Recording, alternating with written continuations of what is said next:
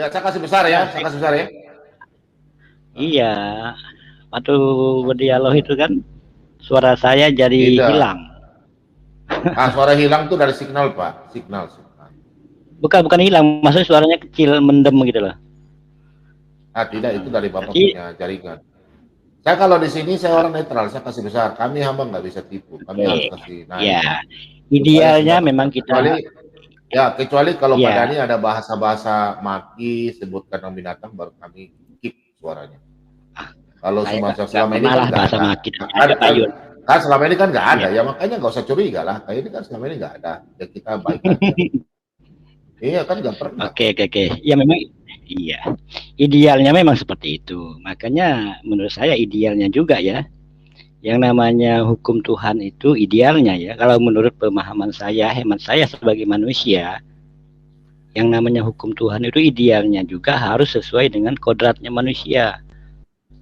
Kalau hukum Tuhan, Sang Pencipta alam semesta memberikan aturan, memberikan aturan ataupun hukum-hukum ataupun petunjuk ataupun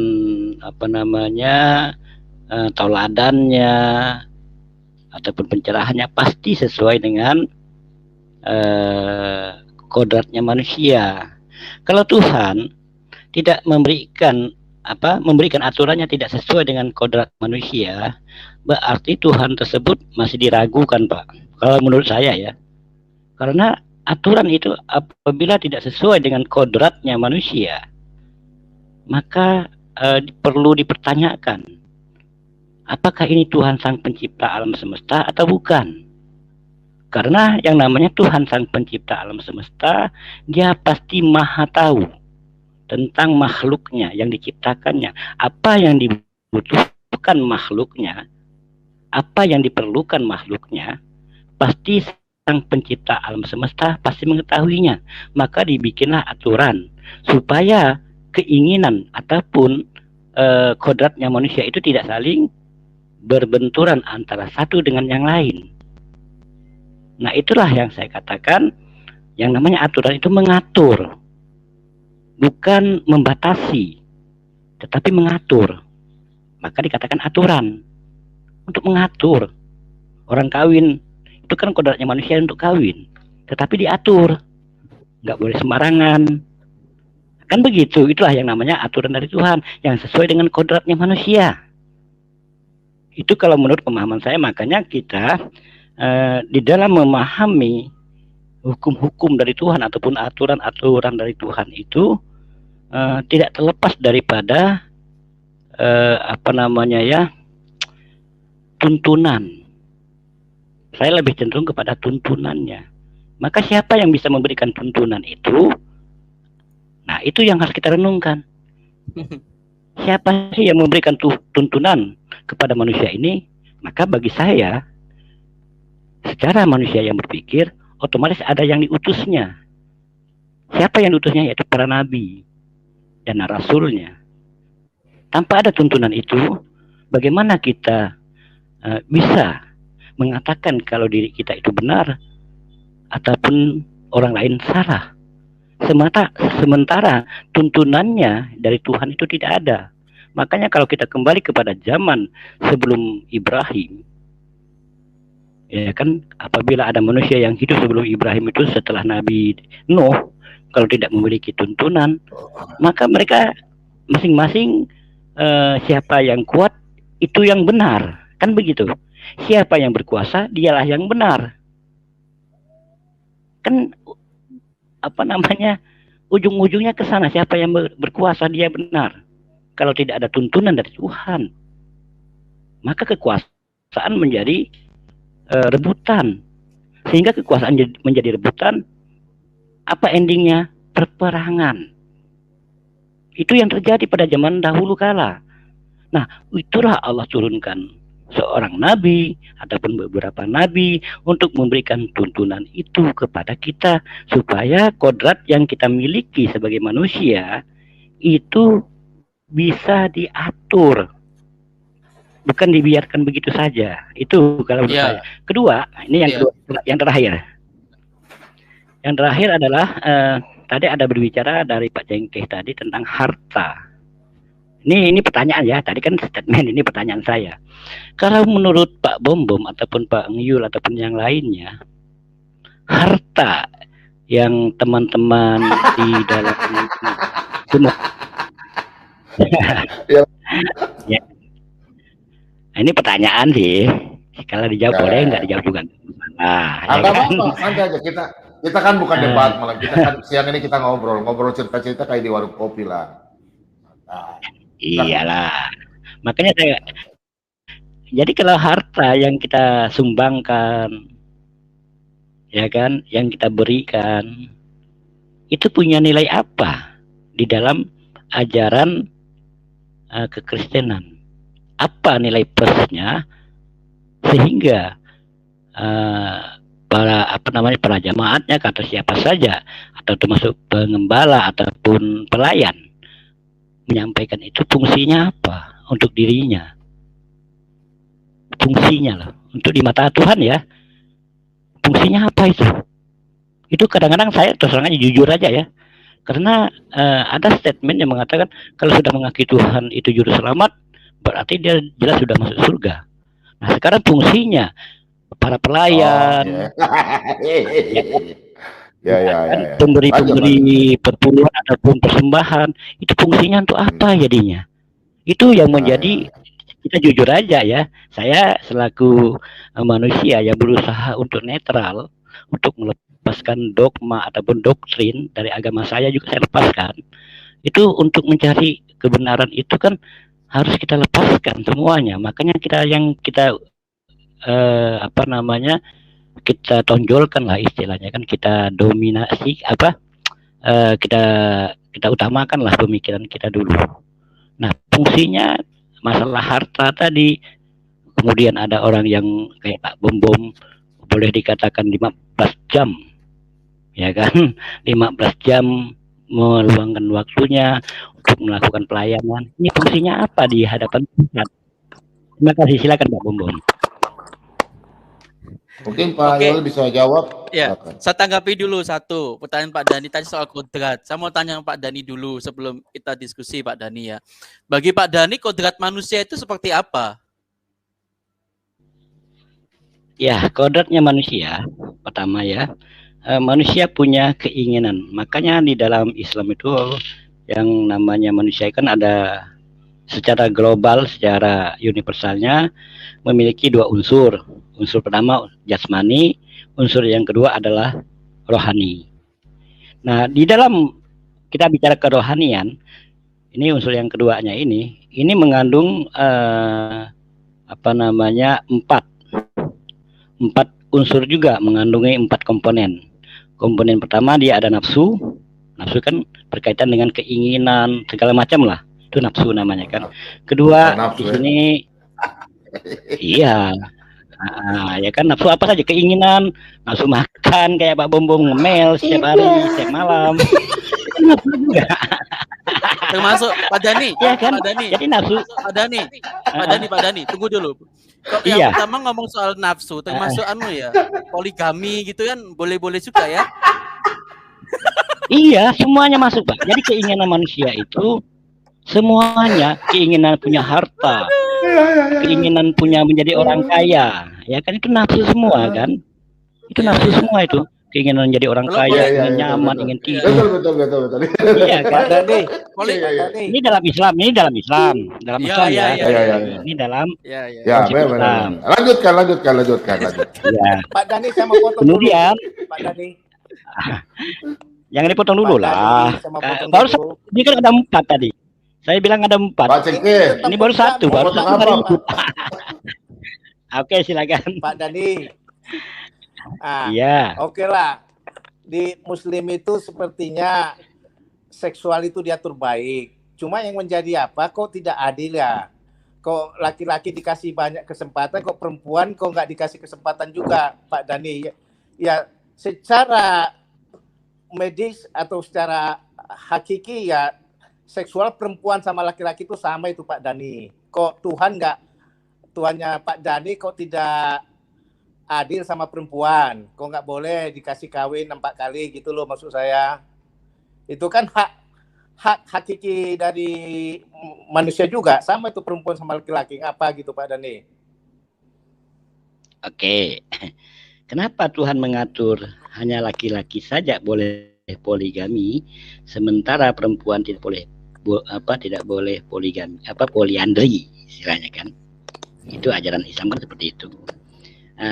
Kalau ditanya mengapa, maka jawabannya kembali kepada kodrat manusia. Tetap kembali kepada kodrat. Sekarang kalau sekiranya perempuan poligami, ya kan, nanti anaknya siapa? Kedua, apakah kira-kira secara manusiawi yang berpikiran normal, kira-kira bisa nggak menerima itu seorang laki-laki ataupun beberapa laki-laki mengawini satu istri, itu gimana sih? Saya rasa kok gimana itu? Ini logika kita aja, itu udah cacat ya kan? Udah cacat itu logika kita. Pak Dani. Iya. Gimana lagi? Nggak tahu ya, saya sih biasa. Coba headsetnya Pak Dani, headsetnya. Coba pada Pak Yoel, Bapak hamba coba tolong pada mic dulu, tes suara. Kenapa? 1, 2. Coba pada mic-nya dulu Pak Yoel. Coba Pak Dani. Oke Pak Dani kasih dulu. Ini kayak kesetaraan gender ya Pak Dani ya. Tujuannya Allah mengizinkan untuk laki-laki itu untuk berpoligami, tujuannya keturunan atau untuk mengontrol hak seksualnya. Kepuasan. Kalau untuk hak seksualnya ya wanita juga sama dong. Sama tujuannya ya. itu. Apa kira-kira Pak Dani? Iya, jelas sekali saya katakan. Tuhan itu mengatur nafsu kita, bukan membatasi ya, bukan mengkat ataupun memotong nafsu kita, bukan, tetapi mengatur. Contoh, misalnya kita punya istri, tahu-tahu istri kita itu punya penyakit, ya kan, tidak bisa melayani suaminya. Nah, bagaimana? Kan cara manusiawinya kan dia harus poligami, harus itu, nggak bisa kalau ya. Wajib ya tanpa terkecuali. Kalau dia seorang istri tidak mampu melayani suaminya karena ada suatu penyakit atau ada sesuatu hal yang menyebabkan dia tidak bisa melayani suaminya, maka sang suami wajib kawin lagi, Pak. Wajib hukumnya. Pak Dani, ya silakan Pak Cek tanya. Kalau sekarang kalau suaminya lumpuh, lalu bagaimana perempuan untuk memuaskan hak seksualnya nggak boleh poliandri? Hal yang sama juga. Seandainya suami benar. Iya. Apa boleh istri kawin 2-3 kali gitu? Berpunya suami. Maka Tuhan jadi bukan begitu caranya. Tuhan mengaturnya begini. Kalau suaminya cacat, tidak bisa melayani istrinya, maka sang istri bisa melakukan gugat cerai. Dan apabila ini benar, seks dengan pakai alat bantuan. Kok harus gugat cerai? Halo. Ya, kalau aduh, pusing aku. Makanya kalau di dalam Islam, ini kan ajaran Islam ya kan? Maka di ajaran Islam, ini ajaran Islam. Maka kalau suaminya tidak harus Pak. Gini, suaminya gini. Harus diceraikan. Iya, kalau suami istrinya masih muda ya. Ya kalau suaminya Pak Dani, aduh. Enak dong, Pak Dani. Komentar saya boleh nggak Pak komentari Pak Dani? Sebentar. Silakan. Biarkan dulu Pak Dhani bicara. Ini baru satu nih, baru bicara nafsu nih. Belum ada yang tiga lagi, kan ada tiga ini. Nanti nafsu. Pak Dhani, sebentar Pak Dhani. Ilmu. Pak Dhani habis ini, sebentar Pak Dhani nanti biar aja jelaskan, sampaikan. Ya ini kan kita ngobrol santai di warung kopi ibaratnya ya. Saya mau tanya cuma satu Pak Dhani. Yang saya sampai sekarang masih mengganjal. Kan kalau laki-laki mati, kan dapat bidadari di atas kan, betul nggak? Tergantung kalau dia masuk surga, kalau dia masuk neraka gimana? Iya, kalau dia masuk surga, pokoknya masuk surga lah. Nah, perempuan ini bagaimana? Posisinya gimana perempuan? Jadi dia dapat begini. apa di atas? Jadi bidadarinya? Dapat bidadara, Pak.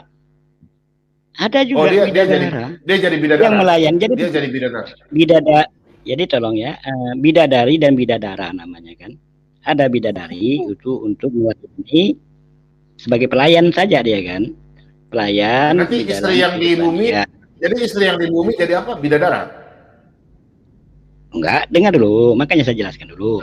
Misal ini sama-sama masuk surga nih kan, suami istrinya mati masuk surga. Kan? Nah, sang istrinya mendapatkan bidadara ataupun pelayan dari surga. Namanya bidadara. Kemudian sang suaminya juga mendapatkan pelayan yang nama bidadari. Pelayan semua nih. Bidadara dan bidadari ini sama-sama pelayan. Kalau bidadari ini pelayan untuk yang laki-laki ataupun suaminya.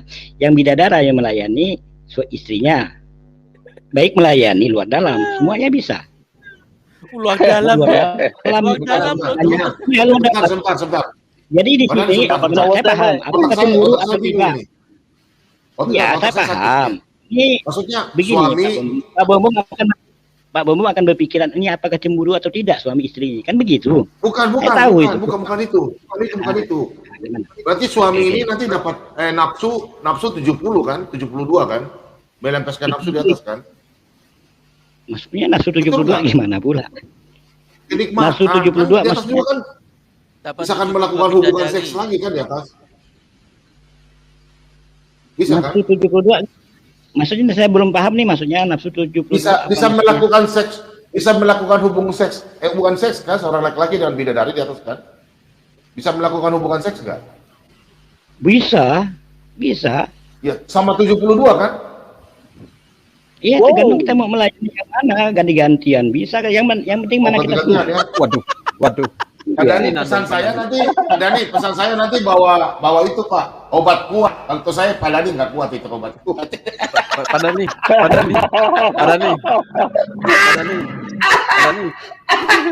Itu sekali lagi itu kan salah satu kenikmatan yang Allah siapkan untuk manusia yang berada di surga. Salah satu saja, itu banyak yang lain Pak. Bukan cuma ini kan, masih banyak kenikmatan. Di surga Pak Dhani masih ada hukum Taurat Pak Dhani. Kok masih bisa bersinah Pak Dhani? Di surga sudah tidak berlaku hukum Pak. Sekali lagi, di surga hukum-hukum itu sudah ditiadakan. Nah, itu baru namanya dikatakan hukum-hukum di surga sudah ditiadakan. Hukum apa saja sudah ditiadakan Pak.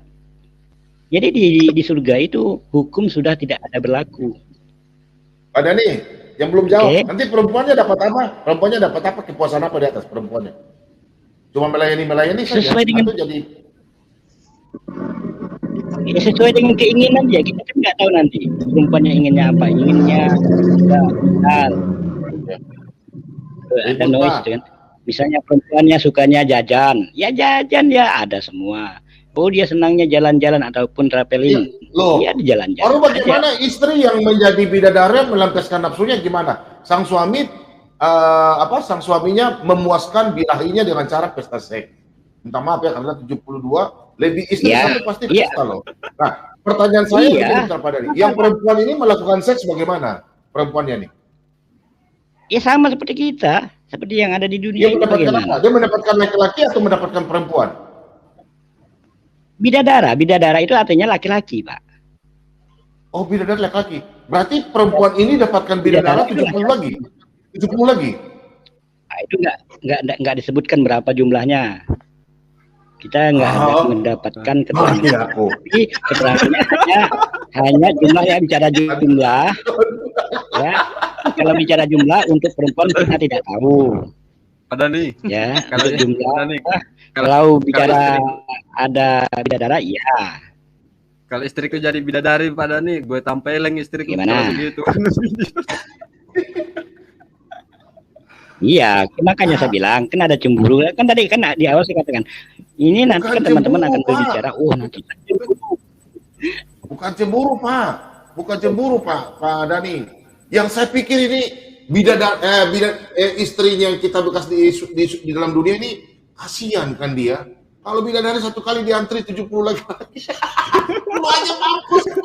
Itu cemburu. Bukan begitu Pak. Jadi maksudnya begini, misalnya perempuan itu ingin senang, silakan. Dia tidak senang ditinggalkan. Karena sifatnya bidadari dan bidadara itu tidak pernah memaksa. Dia itu di dalam Al-Quran mengatakan dia makhluk yang sopan, makhluk yang baik. Itu ada di dalam surah Ar-Rahman itu. Jadi sifatnya bidadari dan bidadara ini, dia orang yang sopan, baik hati.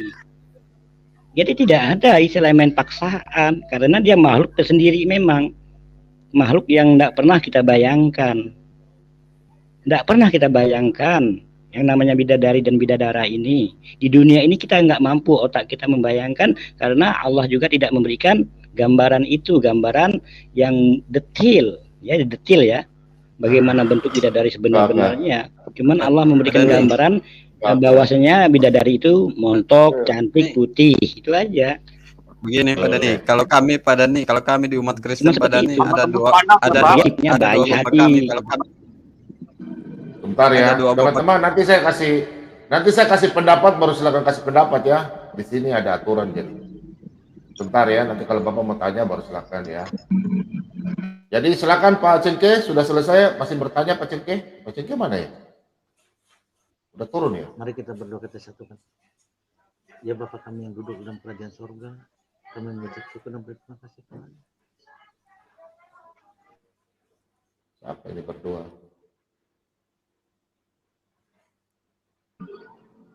Halo. Sebentar ya. Pak Yoel, masih mau tambah sama Pak Dani? Kalau saya sih sederhana gitu loh ya. Tadi kan soal ngomong bidadari, bidadara. Saya enggak bisa bayangkan Pak Bom itu di surga nanti itu ada kapling-kaplingnya enggak begitu loh. Iya kan? Kalau dilayani kan masa di tempat terbuka, di tempat tanah lapang begitu. Aku lagi bayangin sih gitu loh. Bisa aja siapa tahu di atas pohon. Iya, aku cuma membayangkan. Loh, teman-teman. Iya, misalkan nih, andai kata Pak Dani, kemudian ada Aditya di surga gitu kan. Kemudian ada siapa lagi tuh? Mahdia di surga. 3 orang ini nanti kan dilayani 72 bidadari itu. Lah, aku nggak bisa bayangkan itu nanti di sana itu ada kapling-kaplingnya enggak ya untuk begituan. Ada kamar lah. Nah, itu dia. Ada kamarnya berarti ya. Ada gigolonya. Itu aja Pak Bom, mungkin teman-teman yang lain dulu lah. Ada banyak tamu. Oke, gini. Saya tanggapi dikit apa yang dikatakan Bang Yul. Maka di surga itu ada rumah. Wow, itu ada rumah ya, ada tinggal kita. Ada rumah. Iya, ada. Yang di bumi masih kontrak aman, nanti juga dapat rumah. Iya, kita punya rumah yang mega, tergantung tingkatan surganya, ya kan? Tingkatan surganya, rumahnya bagaimana, baik atau besar atau kecil, itu tergantung tingkatan kita berada di surga yang mana, kan begitu. Dari mana kita dapat tingkatan kemudian itu, Pak Dani, tunggu, Pak Dani, supaya teman-teman ini jelas, bagaimana bisa menentukan, misalkan nih, Pak Dani ini tapi dapat tingkatan rumah, misalkan di sana itu dari mana? Menilainya itu dari mana? Kebaikan kah? Atau kejahatannya? Atau apa? Iya. Jadi tambah pusing saya ini. Oke. Enggak pusing lah Pak. Bang, coba jelasin. Itu. Ya, tingkatannya dari mana itu? Tingkat dari penilaian, ini contohnya ya. Saya mengilustrasikan. Di dalam ujian kita, itu nilai yang tertinggi kan 100. Ya kan? Ya. Nah, kalau nilai 60 sebentar dulu. Di dalam nilai 60, berarti kita kan langsung masuk surga, tidak melalui neraka. Nah, nilai inilah yang menjadi barometernya. Kalau nilai kita 60, berarti surga kita di tingkat yang keberapa itu? Ke-6 misalnya. Ya kan? Kalau nilai 100 berarti nilai yang tertinggi, yang itu Firdaus. Lah ya itu kan maksud begitu, saya. Surga yang tertinggi itu kan surga Firdaus. Tingkatan 6, 7 atau 15 itu sekalipun itu dari mana nentuinnya?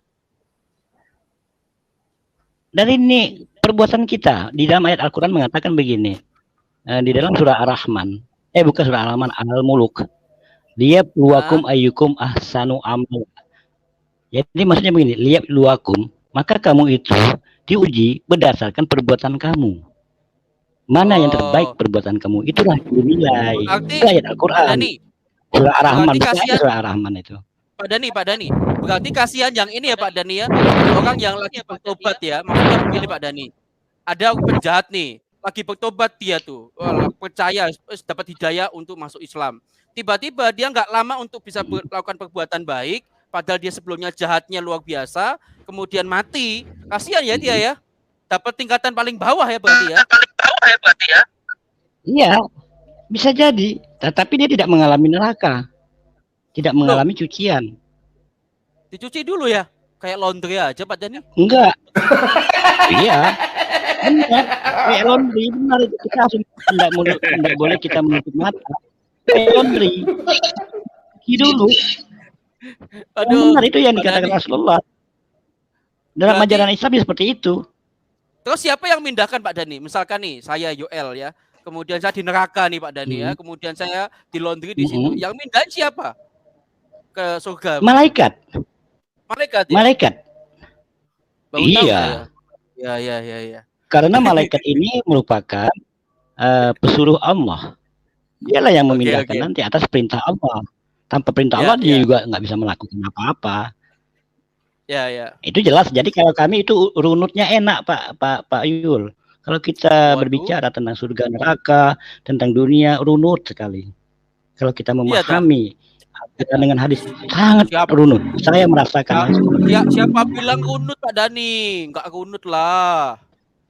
Runut, percayalah. Bukan saya nggak memaksa Anda ya. Bagi saya ya, yang saya mengalami karena saya dari lahir dari Islam masuk Kristen, sampai sekarang saya berdiri di sini. Ternyata memang benar-benar runut. Pak Dani, ini ada Ibu Hermin. Ibu Hermin, Ibu Komandan dari Jayapura, katanya gini, Pak Dani, dia tanya di WA ya, Pak Dani, kalau Pak Dani naik di surga, nanti pesta seks, ada kamar khususnya nggak? Kita tidak mendapatkan penjelasan itu. Ya, sekali lagi, kalau tidak mendapatkan penjelasan, kami tidak berani mengandai-andai. Yang jelas di surga itu adalah tempat segala kenikmatan, itu yang pertama. Yang kedua, di surga itu tidak ada aturan lagi seperti yang di bumi ini ataupun di dunia ini. Ada pasar nggak? Ada pasar nggak, Pak? Ada pasar nggak? Ada pasar? Pasar ada nggak? Ada di dalam hadis itu ada tempat orang berkumpul. Ada pasar ya? Pasar itu kan artinya tempat orang. Maksudnya pasar di situ adalah tempat orang yang berkumpul. Ya ingin mencari apa saja, itu ada semua. Oh kayak hidup seperti dalam dunia begini ya? Hidup dalam dunia ada pasar juga ya? Iya, pasar itu pengertiannya adalah tempat orang berkumpul aja. Oh bukan itu untuk belanja, bukan shopping begitu bukan ya? Enggak disebutkan seperti itu. Di dalam hadis mengatakan orang akan berkumpul, maka itu sudah dikatakan pasar. Pasar kan artinya tempat orang berkumpul, baik, makasih. Silakan yang teman lain, silakan Pak Alfiat, silakan bertanya. Oke.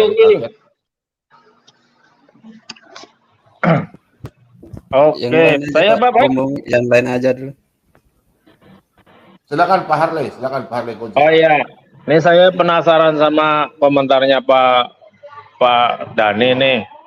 Boleh tanya nih Pak Dani, kalau di surga itu banyak ceweknya yang layanin kita sampai kita mendapat kenikmatan, juga istri kita dapat kenikmatan dari bidadara atau bidadari lelaki yang mendapatkan kenikmatan dari tol-tolnya para bidadara, istri kita.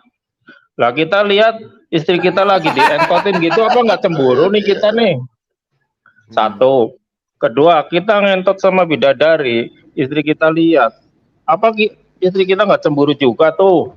Itu aja dulu. Oke, coba komentarnya gimana? Ya, terima kasih. Makanya tadi kan sudah saya sampaikan. Di dalam surga, sifat cemburu kita sudah hilang. Sifat kesombongan kita sudah dicabut oleh Allah. Sudah nggak ada lagi sifat cemburu, sifat dendam. Itu ada ayatnya. Apa ada hadisnya? Allah akan mencabut di dalam kerohanian kita sifat kesombongan dicabut oleh Allah, diangkat, istilahnya disingkirkan.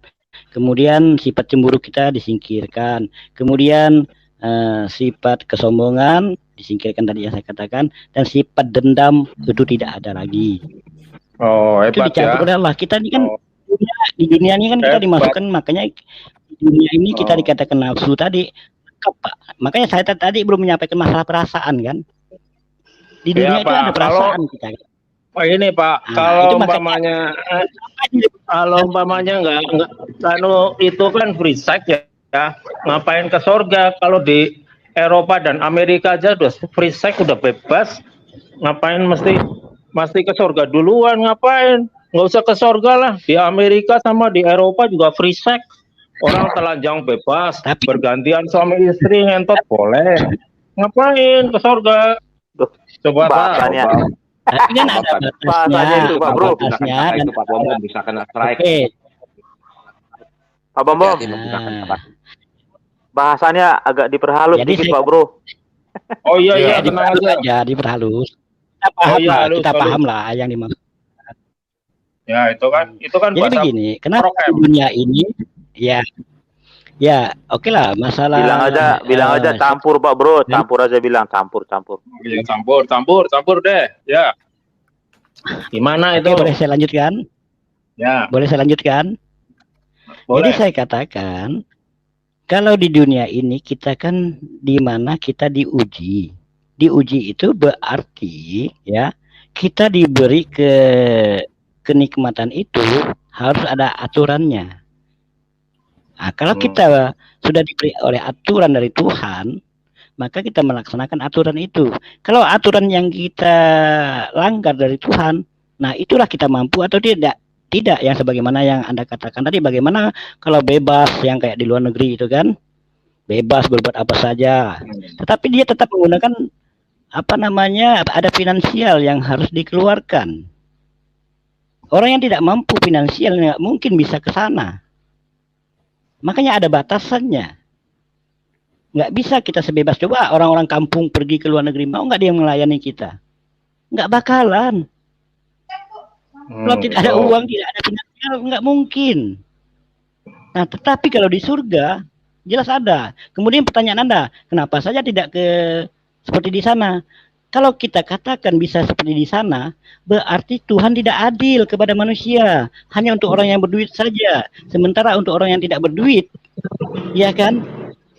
Berarti tidak bisa. Itu berarti Tuhan tidak adil.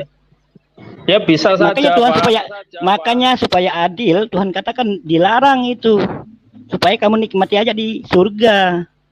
Semuanya merasakan, mau yang berduit ataupun yang tidak berduit sama-sama merasakan, sama-sama menikmati. Maka ikuti aturan itu, aturan dari Tuhan. Oke?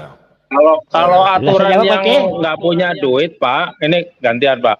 Kalau yang nggak punya aturan itu nggak punya duit, lelaki dan perempuan juga bisa bebas seperti itu. Contohnya yang profesi jadi pelacur tuh, ya kan?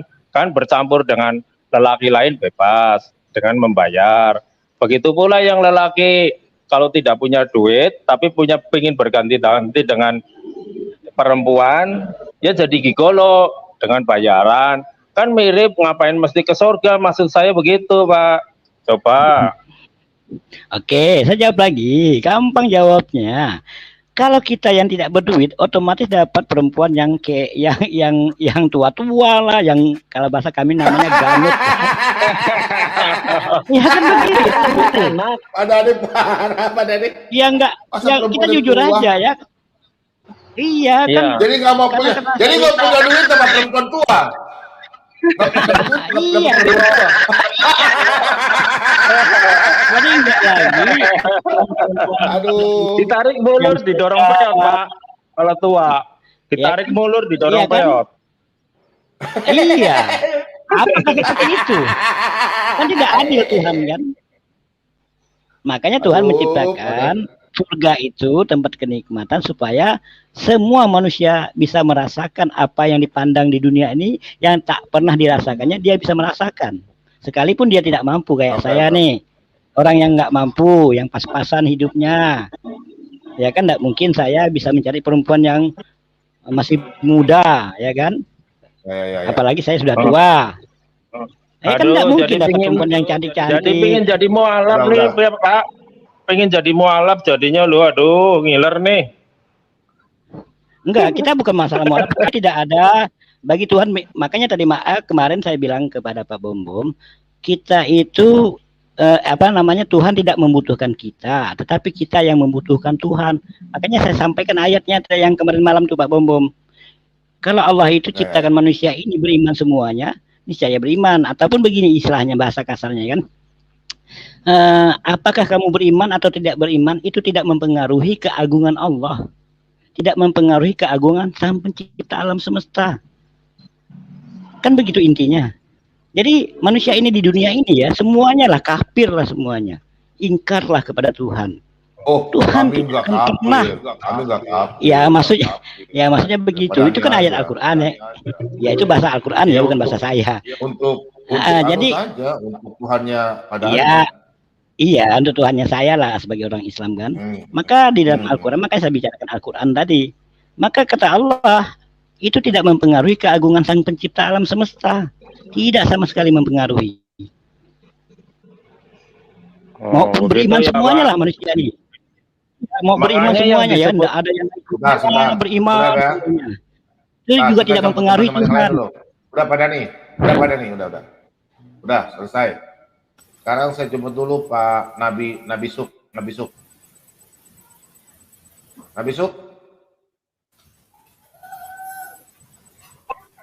Halo, Pak Bambang. Ya, suaranya. Halo, shalom. Ya, silakan. Aduh, suaranya berisik ya.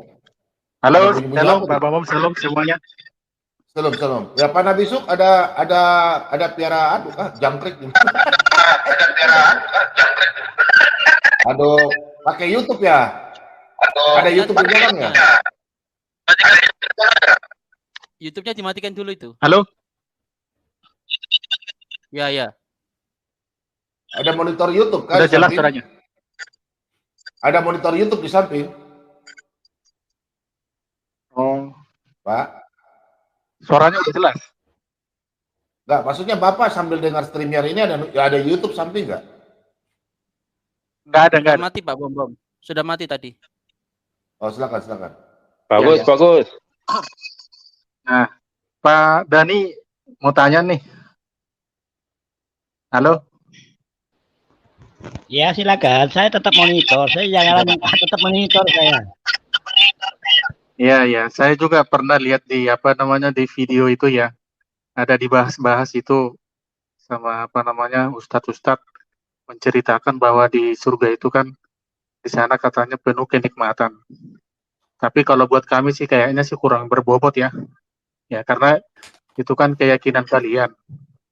Cuma kadang-kadang ini kayaknya sih kalau pola pemikiran saya itu kayaknya semua imajinasi. Soalnya kan kalian kan belum pernah di surga, belum pernah sebagai ada bukti. Iya kan? Itu kan cuma semua itu kan kalian dapatkan dari hanya semacam seperti janji-janji gitu loh Pak Dani. Gitu. Apa enggak salah nanti Pak Dani janji itu nggak terbukti, nggak terrealisasi, gimana itu Pak Dani? Kan kecewa kalian kan? Oke, terima kasih. Jadi apapun yang Anda katakan itu, apakah janji yang Allah berikan keterangan di dalam Al-Quran, itu kan yang menyatakan itu kan Sang Pencipta alam semesta yang memberikan keterangan itu sendiri. Dia yang mengungkapkannya, bukan kami yang meminta, tetapi Tuhan sendiri, ya kan, yang menyampaikannya kepada Nabi Muhammad SAW. Maka apabila Sang Pencipta sudah memberikan gambaran seperti itu surga, maka kami sebagai hambanya, sebagai makhluk ciptaannya, pasti mempercayai Sang Pencipta. Masalah kita ada bukti atau tidak, karena memang kita tidak mampu membuktikan adanya surga ataupun neraka, karena kita belum mengalami yang namanya kematian. Nah, sebelum kita mengalami kematian, maka kita harus meresapi apa yang dikatakan Sang Pencipta alam semesta tadi. Karena Sang Pencipta alam semesta lah yang mematikan dan yang menghidupkan manusia. Kalau kita sudah tidak percaya kepada keterangan dia, ya memang kita otomatis memang tidak percaya kepada Sang Pencipta. Kan begitu saja simpelnya. Berarti kita sudah melakukan suuzon ataupun berprasangka buruk kepada Sang Pencipta alam semesta. Kalau kami sebagai umat Islam, tidak boleh kami berprasangka buruk terhadap Sang Pencipta alam semesta. Tidak boleh sama sekali. Dan di hati kami juga memang tidak ada seperti itu. Sebagaimana yang saya sampaikan kepada Pak Bambang, keraguan sedikit saja di dalam Al-Quran itu kami tidak ada. Tidak boleh, tetapi tidak ada keraguan apa yang disampaikan oleh Allah di dalam Al-Quran. Apa dasarnya ayat Al-Quran? Gimana? Di dalam surah Al-Baqarah ayat 2. Yang berbunyi apa? Zalikal kitabul la raiba fihi hudal lil muttaqin. Al-Quran itu tidak ada keraguan bagi orang-orang yang bertakwa. Jadi orang-orang bertakwa itu otomatis, secara otomatis dia tidak ada keraguan. Bukan dibuat-buat ya itu. Memang betul-betul dari sumber hatinya mengatakan itu tidak ada keraguan. Kayak saya, ya kan?